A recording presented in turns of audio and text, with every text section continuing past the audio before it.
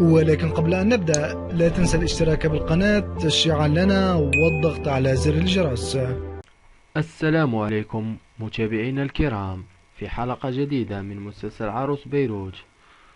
سنسرد لكم اليوم أهم أحداث الحلقة 53، بحيث ليلى تصل إلى المستشفى وهي في حالة صدمة شديدة خوفا على عادل، ولكن عبير لا تعطي أهمية لخوفها وتعاملها بقلة احترام. فارس يشعر بالضيق من نفسه ويظن أن والدته الآن ستضع اللوم عليه في تعب عادل، وتحاول ثريا أن تقنعه بعكس تفكيره. تبقى ليلى في المستشفى تنتظر أن يعطيها الأطباء خبرا عن عادل، وتلاحظ عبير مدى خوف ليلى على عادل وتبدأ تغير نظرتها عنها. وفي وقت لاحق تظهر لنا عبير تخرج من غرفة العناية المكثفة وتخبر الجميع أن والدها ذهب عنه الخطر، وتطلب عبير من ليلى أن تدخل إلى والدها وتطمئن عليه بنفسها. وتفرح ليلى وتذهب مسرعا للغرفة. آدم عند الطبيبة النفسية ويروي لها تفاصيل حلمه الأخير، وتفسر له الطبيبة حياته كلها رت وأصبح شخصا أقوى، وأنه بدأ يتعالج من آلام الماضي.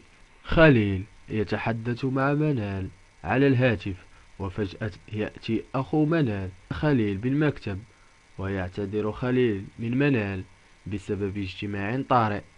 أخو منال عمل في البداية مع خليل بطريقة غير لائقة، ويرفض أن يسلم عليه، ويطلب منه بالبداية أن يخبره بتفاصيل علاقته بأخته، وبعدها يقرر ما الذي سيفعله بيده. وفي مشهد آخر الجميع بالقصر فرحون ويجهزون من أجل حفل الحناء لطلال وداليا.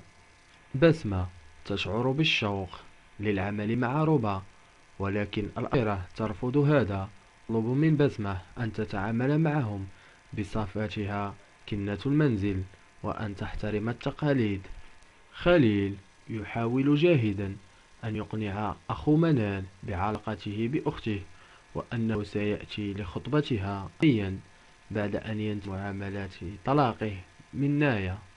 عماد يأتي لطلب المساعدة من ثريا وهي بالمدرسة من أجل أن تساعده أن يرى أمير ليفي بوعده لرنا.